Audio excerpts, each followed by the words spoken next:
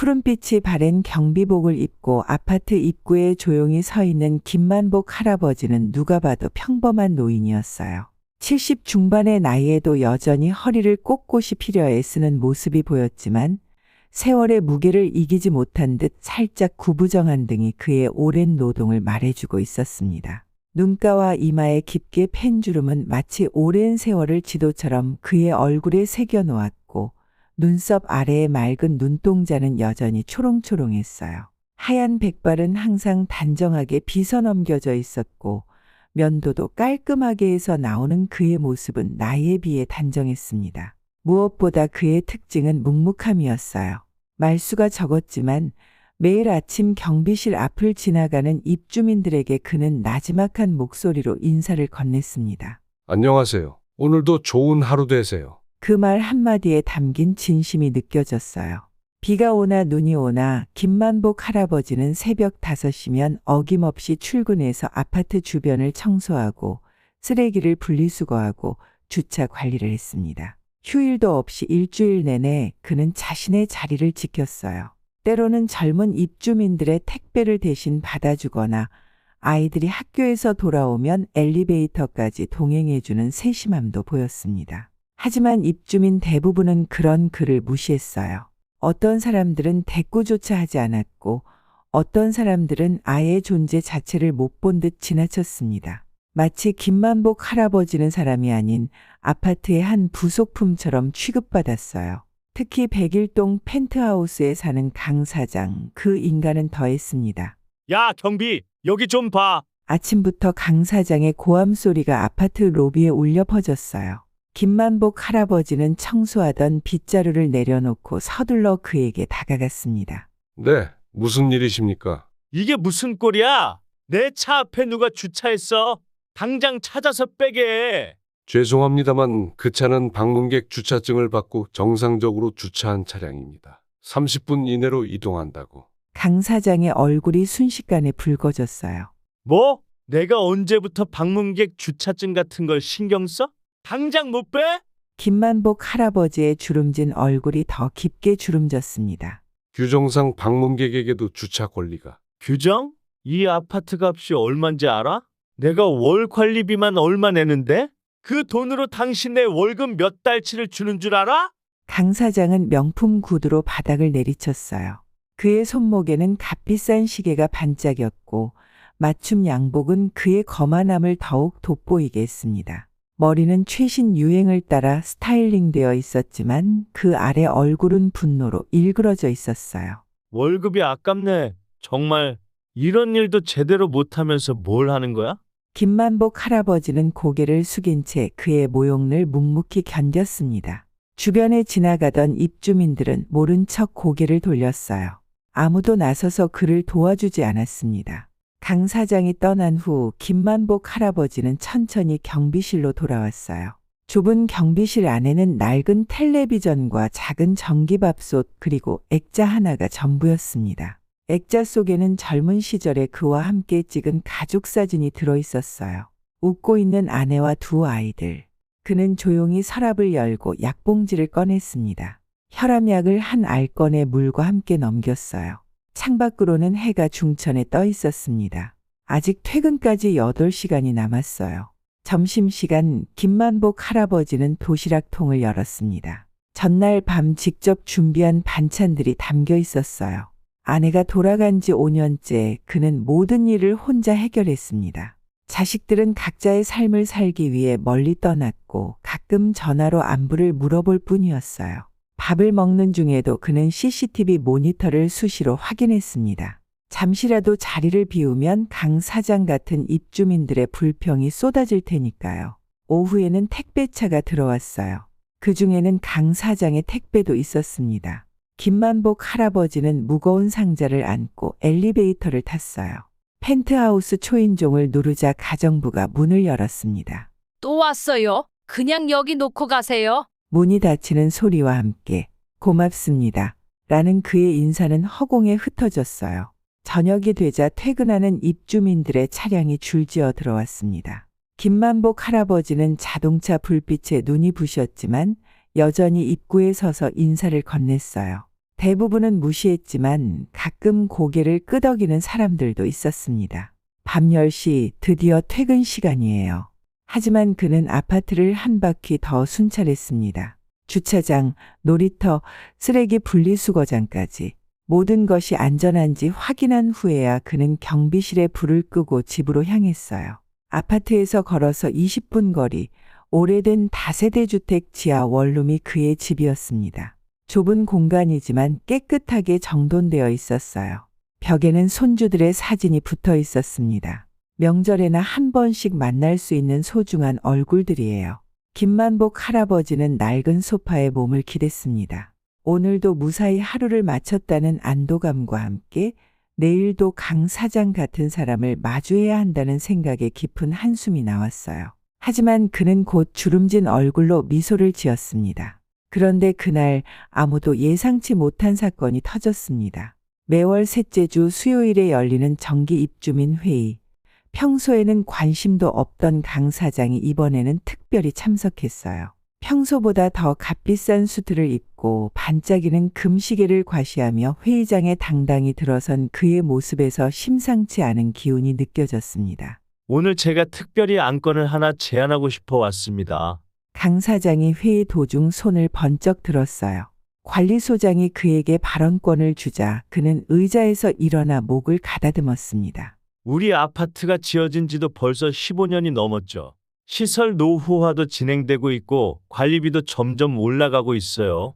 이럴 때일수록 비용을 절감할 수 있는 부분은 과감히 개선해야 한다고 생각합니다.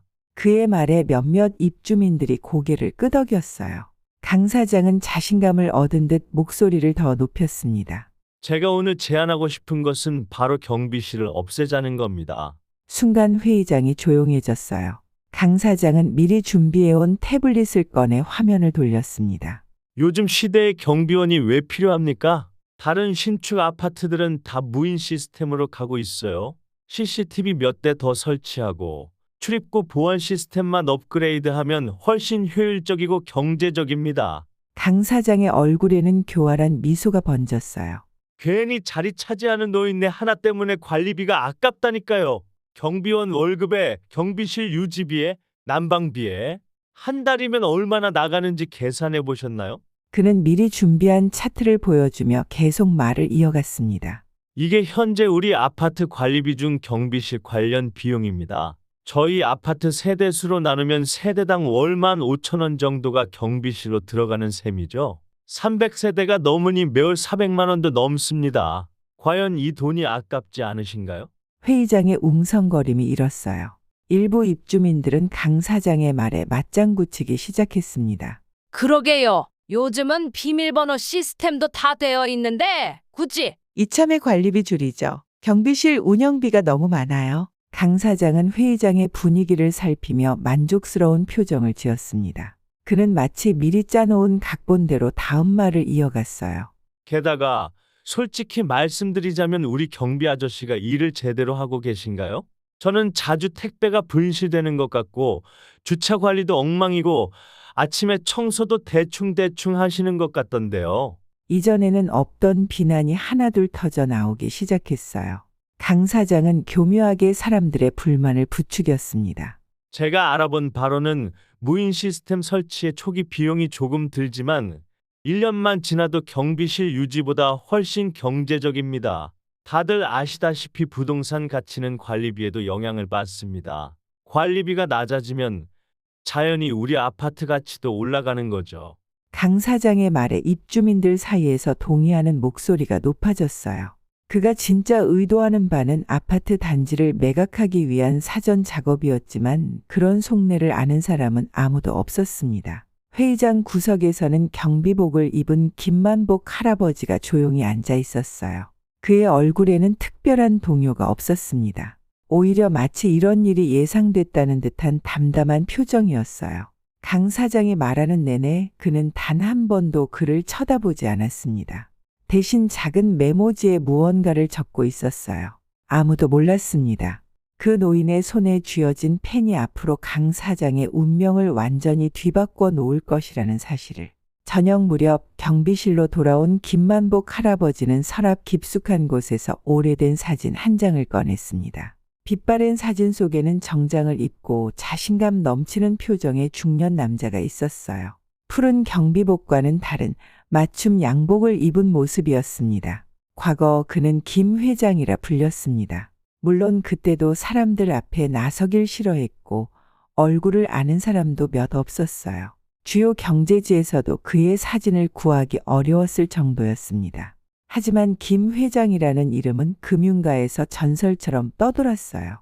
그의 이름만으로도 주식시장이 출렁였고 증권사 직원들은 그의 동향을 파악하기 위해 혈안이 되어 있었습니다. 그 사람이 투자하면 시장이 움직인다.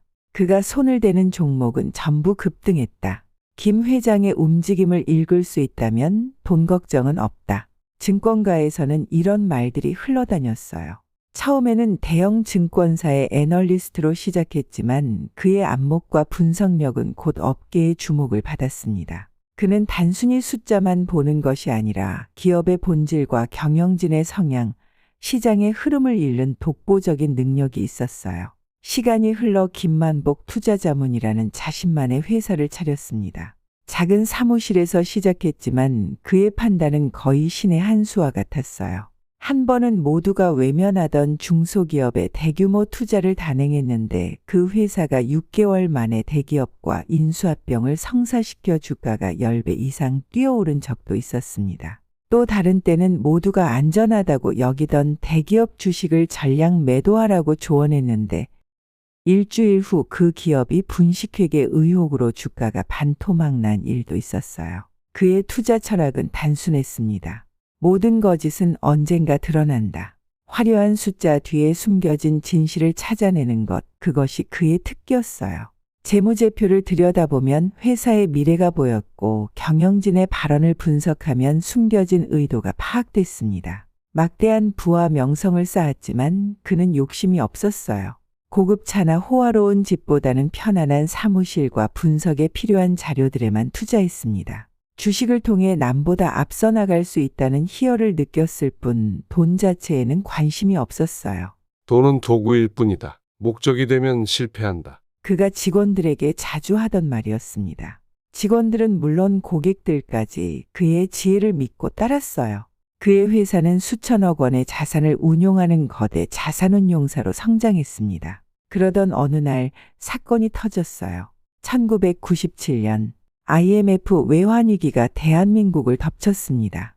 원화 가치는 폭락했고 금리는 치솟았으며 주가는 바닥을 쳤어요. 하루아침에 기업들이 연쇄 부도를 맞았고 수많은 투자자들이 벼랑 끝으로 몰렸습니다. 그의 회사도 예외는 아니었어요. 김 회장님, 환율이 계속 오르고 있습니다. 고객 자산의 40%가 달러 표시 외화 증권에 투자되어 있는데 금리가 30%까지 올랐습니다. 채권 가치가 폭락하고 있어요. 고객들이 모두 자금을 인출하려고 합니다. 한때 성견지명을 가진 투자의 귀재로 불리던 그도 이 거대한 위기 앞에서는 속수무책이었습니다. 그는 고객들의 자산을 지키기 위해 자신의 전 재산을 담보로 은행 대출까지 받아 손실을 메우려 했지만 상황은 나아지지 않았어요. 이러다가 고객 자산을 모두 잃게 되면 어떡하지? 그는 밤을 새워가며 해결책을 찾으려 했지만 시장은 이미 그가 감당할 수 없는 수준으로 무너지고 있었습니다. 그리고 결국 그가 가장 두려워하던 일이 벌어졌어요.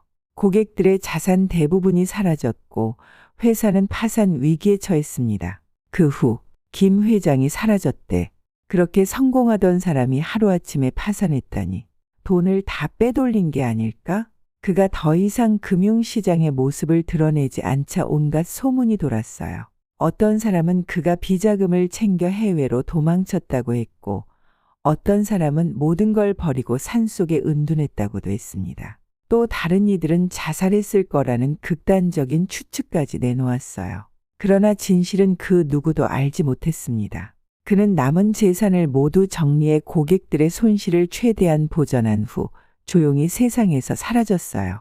모든 것을 잃고 벼랑 끝에 선 그에게 남은 것은 자신의 판단력을 믿었던 사람들에 대한 미안함과 깊은 책임감뿐이었습니다. 그렇게 20여 년의 세월이 흘렀고 한때 투자의 귀재로 불리던 김만복 회장은 이제 평범한 아파트 경비원이 되었습니다. 하지만 세월이 그의 안목과 지혜마저 앗아가지는 못했어요. 날카로운 분석력과 통찰력은 여전히 그의 머릿속에 살아 있었습니다.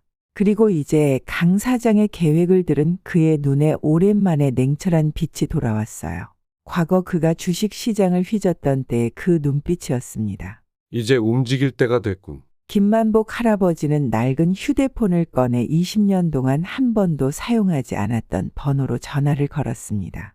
여보세요. 오랜만이네. 나 김만복인데. 입주민 회의가 끝난 후 강 사장은 펜트하우스로 돌아와 창밖에 펼쳐진 아파트 단지를 내려다보며 만족스러운 미소를 지었습니다. 고급 위스키 한 잔을 따르며 그는 자신의 계획이 순조롭게 진행되고 있음을 확신했어요. 강 사장은 단순한 입주민이 아니었습니다. 그는 아파트 주변 부동산을 싹쓸이하고 시세를 조작해 집값을 올리는 투기꾼이었어요. 이 아파트 단지와 주변 상가, 나아가 인근 토지까지 그의 손이 닿지 않은 곳이 없었습니다. 이 아파트 가격 한 번 더 올려야겠어. 그가 거실 벽면에 걸린 대형 모니터를 켜자 부동산 시세 그래프와 개발 계획들이 화면에 나타났어요. 강 사장의 손가락이 이 아파트 단지를 가리켰습니다. 여기가 핵심이지. 그가 점 찍은 건 이 아파트를 고급 주거 단지로 탈바꿈하는 프로젝트였습니다. 이미 그는 건설사와 리모델링 업체들과 접촉해 놓은 상태였어요. 입주민들을 부추겨 경비실을 없애고 AI 보안 시스템을 도입하면 아파트가 스마트 럭셔리 단지라는 이름으로 홍보될 것이고, 그렇게 되면 집값이 최소 15%는 뛴다. 그의 계산은 항상 정확했습니다. 15% 상승이란 그에게 수십억의 차익을 의미했어요. 오늘 입주민 회의에서 그가 펼친 논리는 바로 이런 계산에서 나온 것이었습니다. 여러분, 솔직히 말해봅시다. 요즘 시대에 경비원이 왜 필요합니까? 회의장에서 그는 친근한 미소를 지으며 마치 입주민들의 이익을 생각하는 척했어요. CCTV는 24시간 돌아가고 무인 경비 시스템이 훨씬 효율적이에요. 그의 말에 태블릿을 들여다보던 젊은 입주민들이 고개를 끄덕였습니다. 괜히 늙은이 하나 두고 매달 월급 주는 게 낭비 아닙니까? 강 사장은 미리 공략해 둔 몇몇 입주민들에게 시선을 보냈어요. 그들은 약속이라도 한 듯 맞장구를 쳤습니다. 경비원 없어도 아무 문제 없죠. 요즘은 다 자동화니까. 맞아요. 그냥 관리비 줄이는 게 낫죠. 하지만 장애물도 있었습니다. 일부 어르신들이 반대 의견을 내기 시작했어요. 그래도 경비원분이 계셔야 혹시라도 문제가 생기면 바로 도와주지 않겠어. 아니, 사람이 직접 지키는 게 더 안전한 거 아닌가? 강 사장은 이미 이런 반대 의견을 예상하고 있었습니다. 그는 미소를 지우지 않은 채 결정적인 한마디를 던졌어요. 여러분, 문제는요. 저 경비원이 너무 무능하다는 거예요. 사람들이 웅성거렸습니다. 그때를 노려 강 사장은 미리 준비한 태블릿을 꺼내 영상을 틀었어요. 화면에는 김만복 할아버지가 의자에 앉아 졸고 있는 모습이 담겨 있었습니다. 보세요. 저러고 앉아서 일도 안 하잖아요. 강 사장의 목소리가 높아졌습니다. 그의 연기는 완벽했어요. 우리 관리비로 저런 사람 월급 주는 게 말이 됩니까? 사람들은 술렁이기 시작했습니다. 강 사장은 자신의 말에 동조하는 입주민들이 늘어나는 것을 보며 내심 승리를 확신했어요. 아, 그러고 보니 맞네. 아까 보니까 주차장에서도 그냥 가만히 서 있던데. 하지만 몇몇 눈치 빠른 입주민들은 이 상황을 의심스럽게 바라보고 있었습니다. 특히 307호에 사는 한 주민은 영상을 유심히 살펴보더니 이상한 점을 발견했어요. 그건 강 사장이 일부러 조작한 영상이었습니다. 실제로 김만복 할아버지는 평소에도 경비실에서 CCTV를 확인하며 꼼꼼히 일하는 사람이었습니다. 하지만 강 사장은 그가 잠깐 쉬는 모습만 편집해서 보여줬던 것이었어요. 게다가 영상 날짜를 보면 전부 새벽 3시 이후의 시간대로 경비원이 짧은 휴식을 취하는 시간이었습니다. 내일 당장 경비원 교체 투표를 진행하겠습니다. 강 사장은 확신에 찬 얼굴로 회의를 마무리했습니다. 이제 사람들은 경비원이 필요 없다는 쪽으로 기울어질 것이고 그렇게 되면 김만복 할아버지는 자연스럽게 내쫓기게 될 터였습니다. 회의가 끝난 후 강 사장은 자신의 차에 올라타면서 휴대폰을 꺼냈습니다. 그는 부동산 개발업자에게 전화를 걸었어요. 정 대표, 진행 상황 괜찮아. 이번 주 안에 경비원 문제는 해결돼. 그 다음엔 주차장 리모델링을 안건으로 올릴 거야. 전기차 충전소 설치하고. 그래. 스마트 홈 시스템도 도입할 거고. 잠시 상대방의 말을 듣던 강 사장은 득이양양한 표정으로 말을 이었습니다. 물론이지. 다 끝나면 스마트 럭셔리 빌리지로 브랜딩해서 분양가 확 올릴 거야. 내가 갖고 있는 주변 땅값도 덩달아 오르겠지? 하하! 그는 전화를 끊고 자신감 넘치는 표정으로 차를 출발시켰습니다.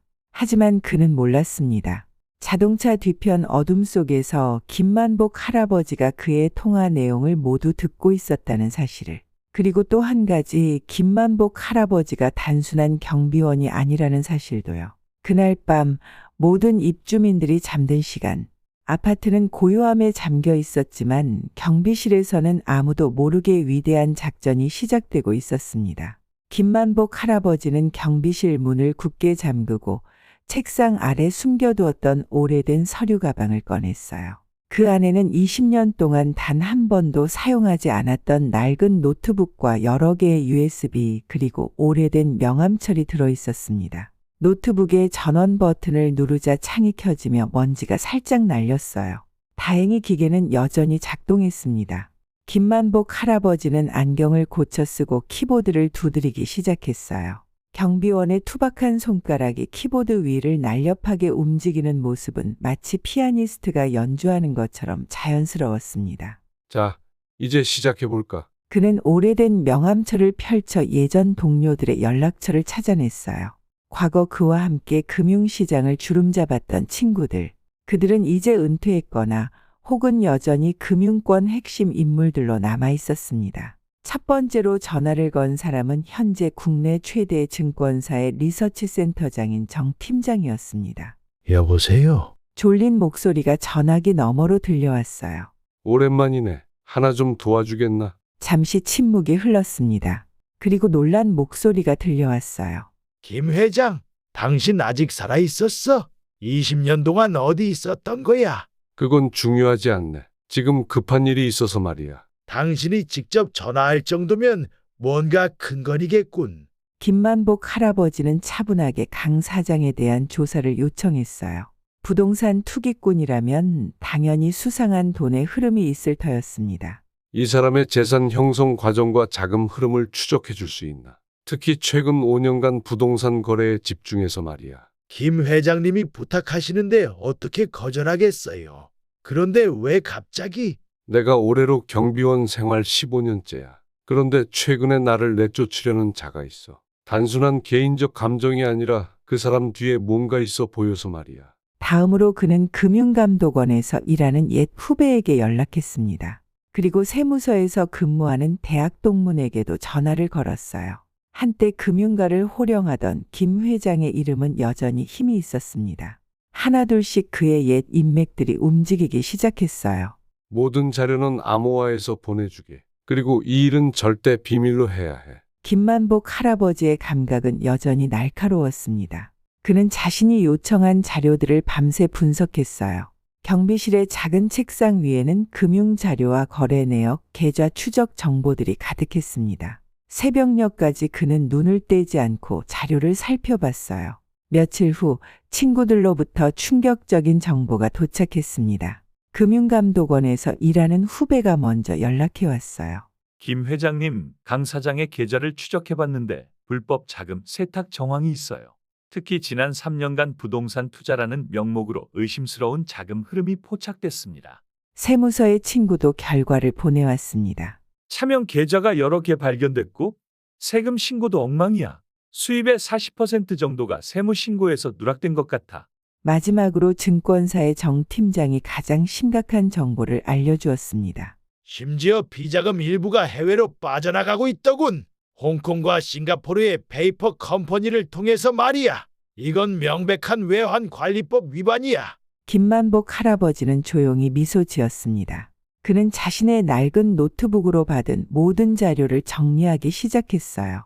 금융 전문가였던 그의 손길이 닿자 복잡한 자료들이 명쾌한 보고서로 탈바꿈했습니다. 강 사장의 불법 부동산 투기 과정, 탈세 정황, 자금 세탁 증거가 하나의 문서 안에 체계적으로 정리되었어요. 이제 마지막 단계야. 김만복 할아버지는 금융감독원과 국세청에 보낼 제보서를 완성했습니다. 그리고 추가로 몇몇 경제 전문 기자들에게도 익명으로 정보를 전달할 준비를 마쳤어요. 그가 가진 모든 증거는 강 사장을 완전히 무너뜨릴 수 있을 만큼 강력했습니다. 새벽 5시 그는 평소처럼 아파트 청소를 시작했습니다. 그의 표정은 여느 때와 다름없이 담담했지만 내면에는 20년 만에 되찾은 투자가로서의 날카로움이 되살아나고 있었어요. 김만복 할아버지는 청소용 빗자루를 들고 아파트 입구를 쓸면서 중얼거렸습니다. 강 사장, 자네가 나를 무시한 대가를 톡톡히 치르게 될 걸세. 오전 9시 그는 메일 전송 버튼을 눌렀습니다. 그 순간 강 사장의 운명은 이미 결정된 것이나 다름없었어요. 며칠 후 화창한 오전, 강 사장은 여느 때처럼 호화로운 아침 식사를 즐기고 있었습니다. 가정부가 내온 신선한 과일과 수입 치즈 그리고 고급 원두로 내린 커피 한 잔. 그는 창밖으로 보이는 아파트 전경을 바라보며 뿌듯함을 느꼈어요. 곧 이 모든 게 더 값어치 있는 자산이 될 텐데.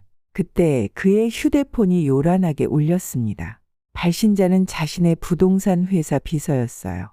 휴대폰 너머로 다급한 목소리가 들려왔습니다. 대표님, 큰일 났습니다. 비서의 목소리가 떨리고 있었어요. 금융감독원에서 압수수색 들어왔습니다. 지금 직원들이 다 통제되고 서류들을 가져가고 있어요. 뭐? 강 사장은 자신의 귀를 의심했습니다. 금융감독원, 압수수색, 말도 안 되는 소리였어요. 무슨 소리야? 우리 회사가 왜? 모르겠어요. 자금 세탁 혐의랑 불법 부동산 거래 의혹이라는데 영장에 그렇게 적혀 있었어요. 심지어 검찰도 같이 왔어요. 강 사장은 황급히 TV 리모컨을 집어들었습니다. 뉴스 채널을 틀자마자 그의 얼굴이 창백해졌어요. 화면에는 그의 회사 건물 앞에 줄지어 서 있는 검찰 차량들이 보였습니다. 기자들이 웅성거리는 가운데 자막이 흘러나왔어요. 속보, 부동산 업계 거물 강모 씨 불법 자금 세탁 혐의로 조사 착수.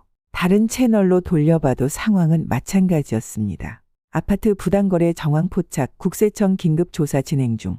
부동산 재테크의 신으로 알려진 강 대표 수백억 대 탈세 의혹. 강 사장은 다리에 힘이 풀려 소파에 주저앉았습니다. 이게 대체 뭐야? 어떻게 이런 일이? 그가 정신을 차리기도 전에 현관 초인종이 요란하게 울렸어요. 가정부가 문을 열자 정장을 입은 2명의 남자가 들어왔습니다. 강 대표님 계십니까? 저희는 서울중앙지검 특수부 소속입니다. 강 사장은 온몸이 땀으로 젖는 것을 느꼈어요.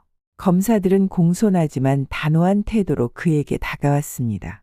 이것은 압수수색 영장입니다. 그리고 이것은 소환장입니다. 내일 오전 10시까지 검찰청으로 출석해 주시기 바랍니다. 그들이 떠난 직후 또 다른 방문객이 찾아왔어요. 이번에는 국세청 직원들이었습니다. 강 대표님, 세무조사 통지서를 전달하러 왔습니다. 최근 5년간의 모든 재산 형성 과정과 세금 납부 내역에 대한 전면 조사가 이루어질 예정입니다. 그들이 내민 서류에는 빽빽하게 글자가 적혀 있었어요. 국세청 세무조사 통보서, 그리고 그 뒤로도 끊임없이 전화가 이어졌습니다. 은행에서는 그의 모든 계좌가 동결되었다는 소식, 부동산 중개업소에서는 진행 중인 거래가 모두 중지되었다는 연락이 왔어요. 강 사장은 자신의 변호사에게 급히 전화를 걸었습니다. 이게 도대체 어떻게 된 일이야? 누가 날 고발한 거야? 아직 확실치는 않지만 상당히 체계적인 제보가 들어온 것 같습니다. 금융감독원, 국세청, 검찰이 동시에 움직이는 건 보통 일이 아닙니다. 누군가 대표님의 모든 거래 내역을 상세히 분석해서 제출한 것 같아요. 강 사장은 창밖을 바라보았습니다. 아파트 입구에는 벌써 취재진들이 몰려들고 있었어요. 그의 머릿속에 갑자기 경비원 할아버지의 얼굴이 스쳤지만 곧 그 생각을 지워버렸습니다. 그런 노인네가 뭘 할 수 있겠어? 하지만 악몽은 여기서 끝이 아니었습니다. 오후가 되자 그의 이메일과 우편함에는 더 많은 통지서가 도착했어요. 경찰 조사 협조 요청 공문, 금융거래 정보 제공 요구서, 해외 계좌 신고 위반 조사 통지. 시간이 갈수록 상황은 더 심각해졌습니다. 저녁 뉴스에서는 그의 과거 거래 내역까지 상세히 보도하기 시작했어요. 그의 비자금, 차명 계좌, 조작된 거래 내역, 모든 것이 드러났습니다. 강 대표는 지난 5년간 최소 50억 원의 세금을 누락한 것으로 추정됩니다.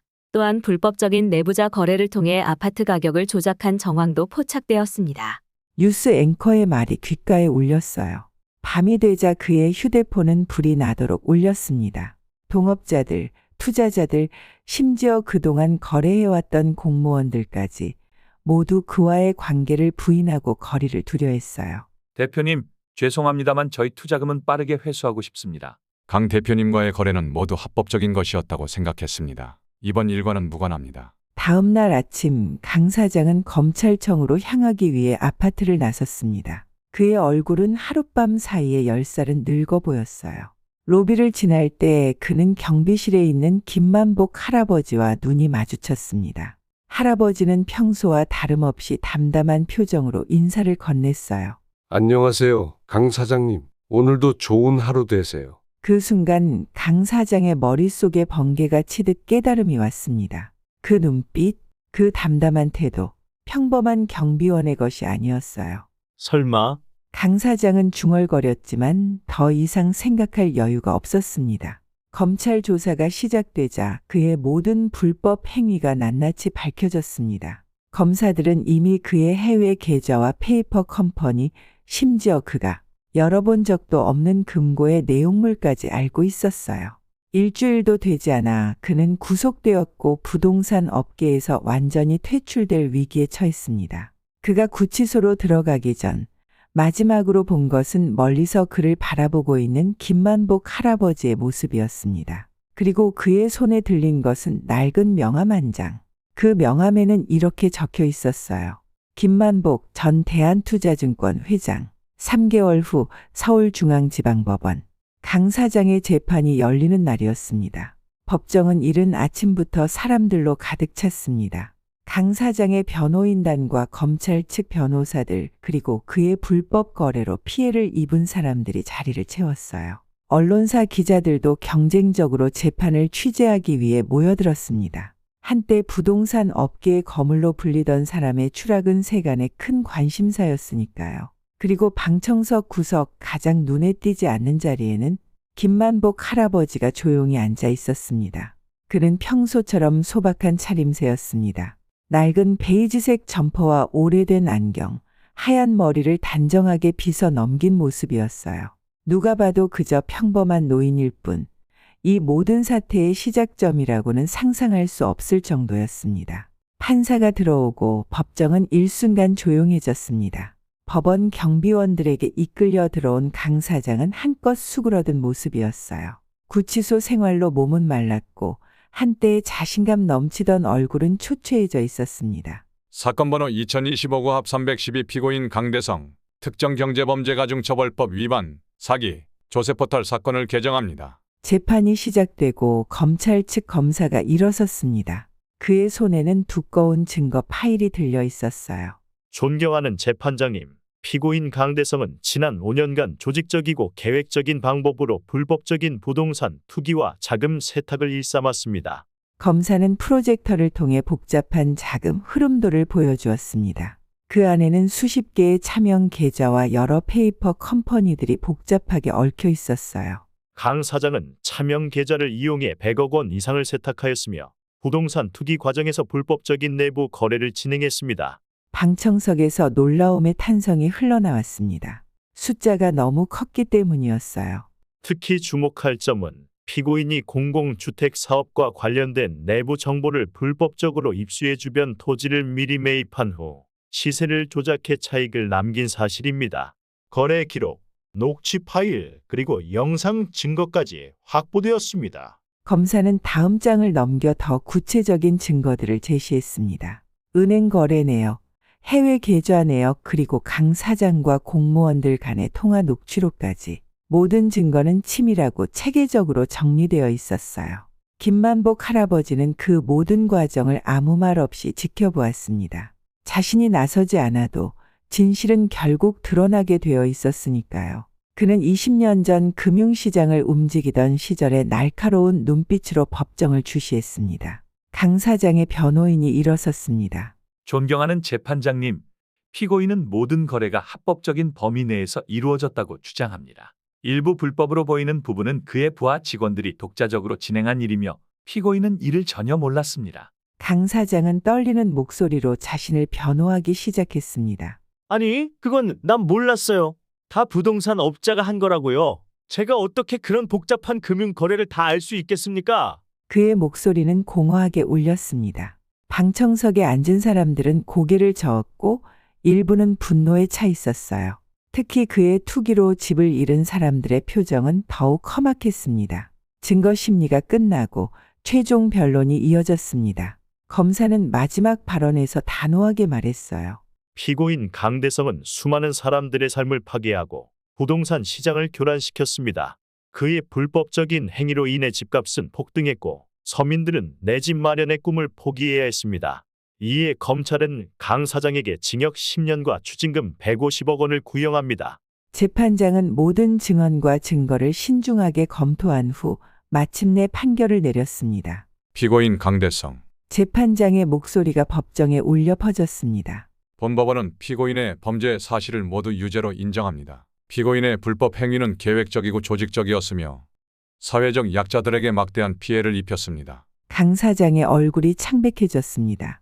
그는 이제 자신에게 내려질 형량을 예감했어요. 따라서 본법원은 피고인 강대성에게 특정경제범죄가중처벌법 위반, 사기, 조세포탈 혐의로 징역 7년을 선고합니다. 또한 불법적으로 취득한 이익 120억 원을 추징합니다. 그 순간 강 사장의 얼굴이 하얗게 질렸습니다. 그의 다리에 힘이 빠져 변호인의 부축을 받아야 했어요. 더불어 피고인의 부동산, 주식, 예금 등 모든 자산은 형 집행 과정에서 국가에 압류됨을 알립니다. 방청석에서는 박수와 환호성이 터져 나왔습니다. 강 사장의 불법 행위로 피해를 입었던 사람들에게는 정의가 실현되는 순간이었으니까요. 판사는 마지막으로 강 사장을 바라보며 말했습니다. 더 이상 돈으로 사람을 조종하려 하지 마십시오. 피고인이 그동안 무시했던 사람들, 특히 약자들의 존엄성을 기억하시기 바랍니다. 그 말을 끝으로 법정에서 강 사장은 완전히 무너져 내렸습니다.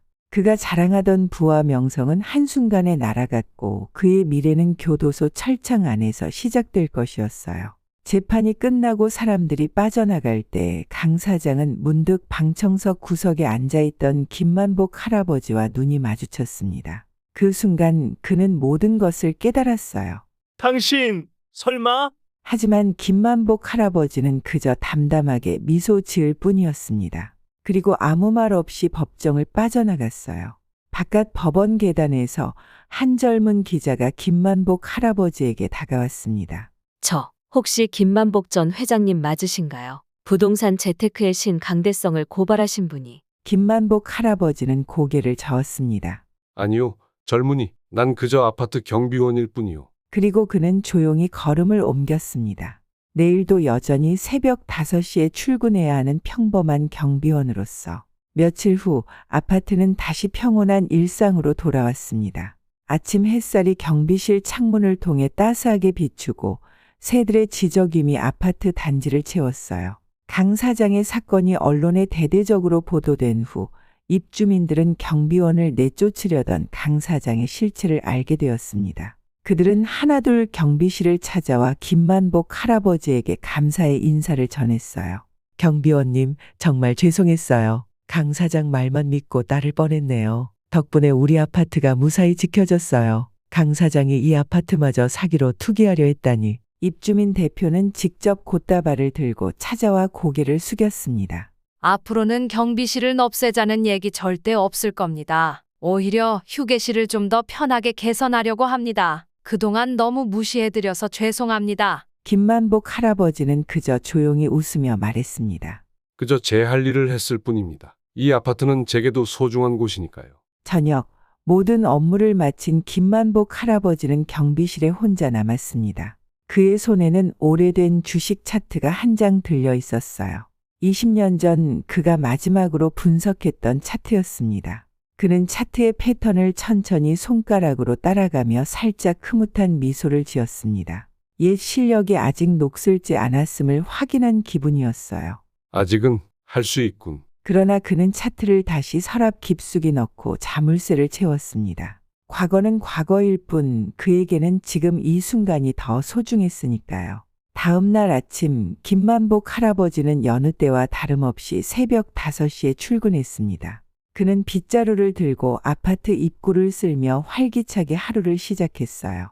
안녕하세요. 오늘도 좋은 하루 되세요. 그의 인사에 이제는 더 많은 입주민들이 밝게 웃으며 답했습니다. 경비 아저씨도 좋은 하루 되세요. 이처럼 김만복 할아버지는 화려했던 과거의 영광보다 지금 이 순간 자신이 있어야 할 자리에서 묵묵히 최선을 다하는 삶을 선택했습니다. 그것이 그가 찾은 진정한 행복이었으니까요.